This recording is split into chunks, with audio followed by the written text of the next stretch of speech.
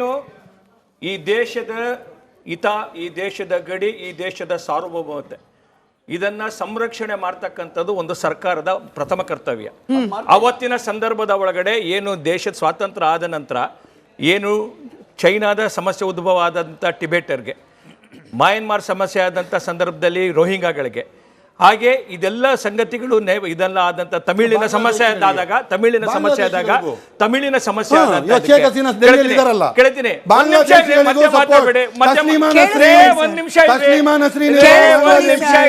ಅವತ್ತಿನ ಕಾಂಗ್ರೆಸ್ ಸರ್ಕಾರ ಪಾಲಿಸಿ ಮಾಡಿತ್ತು. ಇದ್ರ ಆಧಾರದ ಮೇಲೆ ಈ ದೇಶದ ಒಳಗಡೆ ಜನ ನಿರಾಶ್ರಿತರಾಗಿ ಬಂದಂತವರಿಗೆ ಅವಕಾಶ ಕೊಟ್ಟಿರ್ತಕ್ಕಂಥದ್ದು ಸತ್ಯ. ಅದು ನಮ್ಮ ದೇಶದ ಒಂದು ಅಗತ್ಯಕ್ಕೆ ಸಲುವಾಗಿ ಮಾಡಿದಂಥದ್ದು. ಅದು ಆದ ನಂತರ ಏನಾಗಿದೆ, 71ರ ಏನು ಯುದ್ಧ ಆಗ್ತದೆ, 71ರ ಯುದ್ಧ ಇವರ ಕಾಂಗ್ರೆಸ್ಸಿಗರ ಒಂದು ತಪ್ಪು ನಿರ್ಧಾರದ ಏನಿದೆ ವಿಷಯಗಳೇ ತಪ್ಪು ನಿರ್ಧಾರ ಅಂತಂದ್ರೆ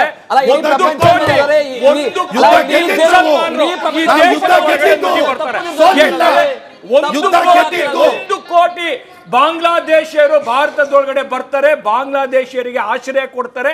ಅವರು ಇಡೀ ದೇಶದ ಬೇರೆ ಬೇರೆ ಭಾಗದಲ್ಲಿ ಇವತ್ತು ವಿಂಗಡಣೆ ಆಗಿದ್ದಾರೆ. ಎಷ್ಟು ಜನ?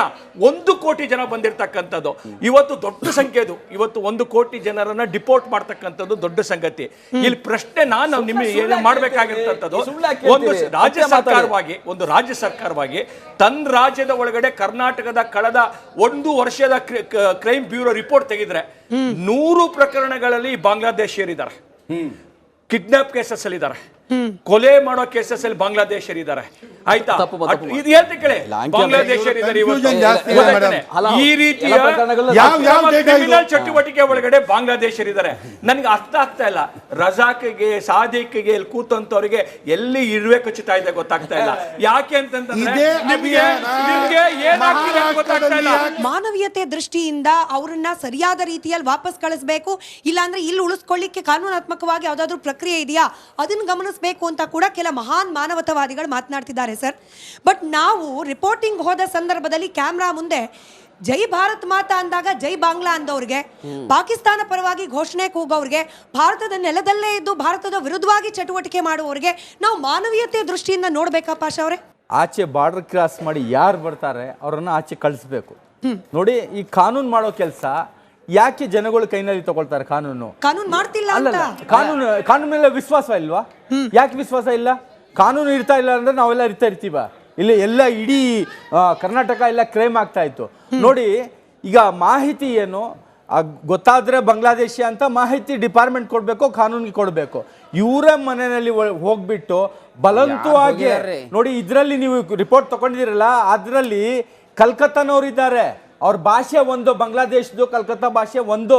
ಅವ್ರನ್ನ ಅವ್ರಿಗೆ ಎದುರಿಸ್ಬಿಟ್ಟು ಆಯ್ತು ಬಾಂಗ್ಲಾದೇಶಿ ಅಂತ ಕ್ಯಾರೆ ಅಂತ ಹೇಳಿದ್ರೆ ಅವ್ನ ಬಂಗ್ಲಾ ಅಂತಾನೆ. ಬಂಗ್ಲಾ ಅಂದ್ರೆ ನೋಡಿ ಬಂಗಾಲಿ ಮಾತು.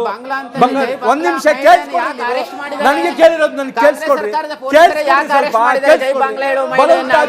ಇದ್ರಲ್ಲಿ ನೋಡಿ ಮೇಡಮ್, ಇದ್ರಲ್ಲಿ ಏನಾಗ್ತಾ ಇದೆ ಈಗ, ಒಂದು ಗುಂಪು, ನಾನು ಹಿಂದೂ ಮುಖಂಡ ಅಂತ ಮಾಡ್ತಾ ಇದ್ದೇನಲ್ಲ, ಹಸುನಲ್ಲಿ ಇದು ಮಾಡಿ ಆಯ್ತು, ಎಲ್ಲ ರೋಲ್ ಕಾಲ್ ತಕೊಂಡು ಇದ್ರಲ್ಲಿ ರೋಲ್ ಕಾಲ್ ಮಾಡಿದ್ದಾನೆ. ಇದ್ರಲ್ಲಿ ಹೋಗೋದು, ಮನೆ ಒಳಗಡೆ ಹೋಗೋದು, ಕ್ಯಾ 10,000 ದೇ ನೈ ಬೋಲೆ ತೋ ತೆರಕು ಬಾಂಗ್ಲಾದೇಶಿ ಬನಾತ ಅಂತ ಹೇಳೋದು, ಇದೆಲ್ಲ ನಡೀತಾ ಇದೆ. ನೋಡಿ, ಯಾರು ಸತ್ಯ ಬಾಂಗ್ಲಾದೇಶಿ ಆಚೆ ಕಳ್ಸೋಣ, ಅಮಾಯಕರನ್ನು ಮನೆ ಹೆಸರಿಗೆ ಕೈ ಹಿಡಿದು ಇಳಿಯೋದು, ಇದೆಲ್ಲ ಯಾವ ಕಾನೂನು? ಯಾರ ಅಧಿಕಾರ ಕೊಡ್ಲಿ ನಿಮ್ಗೆ? ಅಧಿಕಾರ ಕೊಟ್ಟಿದ್ದಾರಾ? ಇಲ್ಲಾಂದ್ರೆ ಏನು ಮೋದಿ ಅವರು ಹೇಳಿದಾರಾ ಮನೆ ಮನೆ ಹೋಗ್ಬಿಟ್ಟು ನುಗ್ಬಿಟ್ಟು ಬಲಂತ ಮಾಡಿ ಬಡವ್ರ ಮೇಲೆ ದೌರ್ಜನ್ಯ ಮಾಡಿ ಅಂತ ಹೇಳಿದಾರಾ? ನಿಮ್ಮದೇ ಪ್ರಶ್ನೆಗೆ ಉತ್ತರ ಮೋಹನ್ ಅವ್ರು ಕೊಡ್ಲಿ. ಇಲ್ಲಿ ಬಾಂಗ್ಲಾದೇಶಿಗರನ್ನ ಗುರ್ಸೋದು, ಅವರನ್ನ ಆಚೆ ಹಾಕೋದಲ್ಲ ಉದ್ದೇಶ ಇರೋದು. ರೋಲ್ ಕಾಲ್, ಕ್ಯಾಮ್ರಾ ಮುಂದೆ ಒಂದ್ ರೀತಿಯಲ್ಲಿ ಈ ದೇಶದ ಹಿತ, ಈ ದೇಶದ ಗಡಿ, ಈ ದೇಶದ ಸಾರ್ವಭೌಮತೆ ಇದನ್ನ ಸಂರಕ್ಷಣೆ ಮಾಡ್ತಕ್ಕಂಥದ್ದು ಒಂದು ಸರ್ಕಾರದ ಪ್ರಥಮ ಕರ್ತವ್ಯ. ಅವತ್ತಿನ ಸಂದರ್ಭದ ಒಳಗಡೆ ಏನು ದೇಶದ ಸ್ವಾತಂತ್ರ್ಯ ಆದ ನಂತರ ಏನು ಚೈನಾದ ಸಮಸ್ಯೆ ಉದ್ಭವ ಆದಂಥ ಟಿಬೆಟರ್ಗೆ, ಮಯನ್ಮಾರ್ ಸಮಸ್ಯೆ ಆದಂಥ ಸಂದರ್ಭದಲ್ಲಿ ರೋಹಿಂಗಾಗಳಿಗೆ, ಹಾಗೆ ಇದೆಲ್ಲ ಸಂಗತಿಗಳು ಇದೆಲ್ಲ ಆದಂತ ತಮಿಳಿನ ಸಮಸ್ಯೆ ಆದಾಗ ತಮಿಳಿನ ಸಮಸ್ಯೆ ಆದಾಗ ಕೇಳ್ತೀನಿ ಒಂದ್ ನಿಮಿಷ ಹೇಳ್ತೀನಿ. ಅವತ್ತಿನ ಕಾಂಗ್ರೆಸ್ ಸರ್ಕಾರ ಪಾಲಿಸಿ ಮಾಡಿತ್ತು, ಇದ್ರ ಆಧಾರದ ಮೇಲೆ ಈ ದೇಶದ ಒಳಗಡೆ ಜನ ನಿರಾಶ್ರಿತರಾಗಿ ಬಂದಂತವ್ರಿಗೆ ಅವಕಾಶ ಕೊಟ್ಟಿರ್ತಕ್ಕಂಥದ್ದು ಸತ್ಯ. ಅದು ನಮ್ಮ ದೇಶದ ಒಂದು ಅಗತ್ಯಕ್ಕೆ ಸಲುವಾಗಿ ಮಾಡಿದಂಥದ್ದು.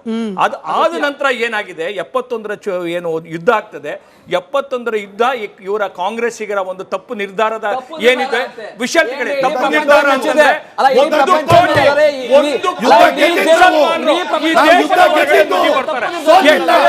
ಒಂದು ಕೋಟಿ ಬಾಂಗ್ಲಾದೇಶಿಯರು ಭಾರತದೊಳಗಡೆ ಬರ್ತಾರೆ, ಬಾಂಗ್ಲಾದೇಶಿಯರಿಗೆ ಆಶ್ರಯ ಕೊಡ್ತಾರೆ. ಅವರು ಇಡೀ ದೇಶದ ಬೇರೆ ಬೇರೆ ಭಾಗದಲ್ಲಿ ಇವತ್ತು ವಿಂಗಡಣೆ ಆಗಿದ್ದಾರೆ. ಎಷ್ಟು ಜನ? 1 ಕೋಟಿ ಜನ ಬಂದಿರತಕ್ಕಂಥದ್ದು. ಇವತ್ತು ದೊಡ್ಡ ಸಂಖ್ಯೆ ಇದು. ಇವತ್ತು 1 ಕೋಟಿ ಜನರನ್ನ ಡಿಪೋರ್ಟ್ ಮಾಡ್ತಕ್ಕಂಥದ್ದು ದೊಡ್ಡ ಸಂಗತಿ.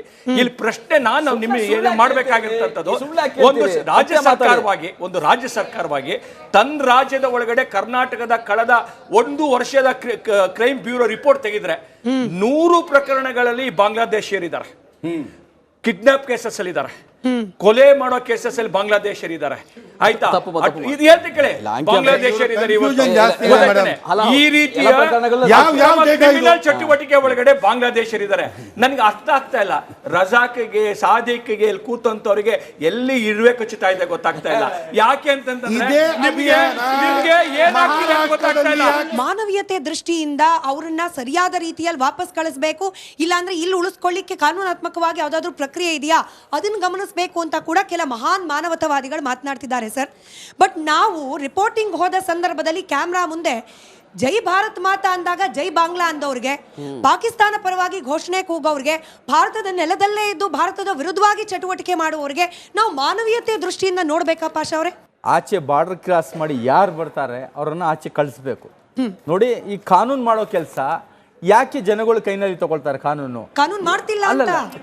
ಕಾನೂನು ಮೇಲೆ ವಿಶ್ವಾಸ ಇಲ್ವಾ? ಯಾಕೆ ವಿಶ್ವಾಸ ಇಲ್ಲ? ಕಾನೂನು ಇರ್ತಾ ಇಲ್ಲ ಅಂದ್ರೆ ನಾವೆಲ್ಲ ಇರ್ತೀವ. ಇಲ್ಲಿ ಎಲ್ಲ ಇಡೀ ಕರ್ನಾಟಕ ಎಲ್ಲ ಕ್ರೈಮ್ ಆಗ್ತಾ ಇತ್ತು. ನೋಡಿ, ಈಗ ಮಾಹಿತಿ ಏನು ಗೊತ್ತಾದ್ರೆ ಬಾಂಗ್ಲಾದೇಶಿ ಅಂತ ಮಾಹಿತಿ ಡಿಪಾರ್ಟ್ಮೆಂಟ್ ಕೊಡ್ಬೇಕು, ಕಾನೂನಿಗೆ ಕೊಡ್ಬೇಕು. ಇವರ ಮನೆಯಲ್ಲಿ ಹೋಗ್ಬಿಟ್ಟು ಬಲವಂತವಾಗಿ ನೋಡಿ, ಇದ್ರಲ್ಲಿ ನೀವು ರಿಪೋರ್ಟ್ ತಗೊಂಡಿದ್ದೀರಲ್ಲ, ಅದ್ರಲ್ಲಿ ಕಲ್ಕತ್ತಾನವ್ರಿದ್ದಾರೆ, ಅವ್ರ ಭಾಷೆ ಒಂದು, ಬಾಂಗ್ಲಾದೇಶದ್ದು ಕಲ್ಕತ್ತಾ ಭಾಷೆ ಒಂದು. ಅವ್ರನ್ನ ಎದುರಿಸ್ಬಿಟ್ಟು ಆಯ್ತು ಬಾಂಗ್ಲಾದೇಶಿ ಅಂತ ಕ್ಯಾರೆ ಅಂತ ಹೇಳಿದ್ರೆ ಅವ್ನ ಬಂಗ್ಲಾ ಅಂತಾನೆ. ಬಂಗ್ಲಾ ಅಂದ್ರೆ ನೋಡಿ ಬಂಗಾಲಿ ಮಾತು. ಒಂದ್ ನಿಮಿಷ ನನಗೆ ಕೇಳಿರೋದು, ನನ್ಗೆ ಕೇಳಿಸ್ಕೊಡ್ರಿ. ಇದ್ರಲ್ಲಿ ನೋಡಿ ಮೇಡಮ್, ಇದ್ರಲ್ಲಿ ಏನಾಗ್ತಾ ಇದೆ ಈಗ, ಒಂದು ಗುಂಪು, ನಾನು ಹಿಂದೂ ಮುಖಂಡ ಅಂತ ಮಾಡ್ತಾ ಇದ್ದೇನಲ್ಲ, ಹಸುನಲ್ಲಿ ಇದು ಮಾಡಿ ಆಯ್ತು, ಎಲ್ಲ ರೋಲ್ ಕಾಲ್ ತಕೊಂಡು ಇದ್ರಲ್ಲಿ ರೋಲ್ ಕಾಲ್ ಫಿಟ್ ಮಾಡಿದ್ದಾನೆ. ಇದ್ರಲ್ಲಿ ಹೋಗೋದು, ಮನೆ ಒಳಗಡೆ ಹೋಗೋದು, ಕ್ಯಾ ಹೈ 10,000 ದೇ ನೈ ಬೋಲೆ ತೋ ತೆರಕು ಬಾಂಗ್ಲಾದೇಶಿ ಬನಾತ ಅಂತ ಹೇಳೋದು, ಇದೆಲ್ಲ ನಡೀತಾ ಇದೆ. ನೋಡಿ, ಯಾರು ಸತ್ಯ ಬಾಂಗ್ಲಾದೇಶಿ ಆಚೆ ಕಳ್ಸೋಣ, ಅಮಾಯಕರನ್ನು ಮನೆ ಹೆಸರಿಗೆ ಕೈ ಹಿಡಿದು ಇಳಿಯೋದು, ಇದೆಲ್ಲ ಯಾವ ಕಾನೂನು? ಯಾರ ಅಧಿಕಾರ ಕೊಟ್ರಿ ನಿಮ್ಗೆ? ಅಧಿಕಾರ ಕೊಟ್ಟಿದ್ದಾರಾ? ಇಲ್ಲಾಂದ್ರೆ ಏನೋ ಮೋದಿ ಅವರು ಹೇಳಿದಾರ ಮನೆ ಹೋಗ್ಬಿಟ್ಟು ನುಗ್ಬಿಟ್ಟು ಬಲಂತ ಮಾಡಿ ಬಡವ್ರ ಮೇಲೆ ದೌರ್ಜನ್ಯ ಮಾಡಿ ಅಂತ ಹೇಳಿದಾರ? ನಿಮ್ಮದೇ ಪ್ರಶ್ನೆಗೆ ಉತ್ತರ ಮೋಹನ್ ಅವ್ರು ಕೊಡ್ಲಿ. ಇಲ್ಲಿ ಬಾಂಗ್ಲಾದೇಶಿಗರನ್ನ ಗುರ್ಸೋದು, ಅವರನ್ನ ಆಚೆ ಹಾಕೋದಲ್ಲ ಉದ್ದೇಶ ಇರೋದು. ರೋಲ್ ಕಾಲ್ ಕ್ಯಾಮ್ರಾ ಮುಂದೆ ಒಂದ್ ರೀತಿಯಲ್ಲಿ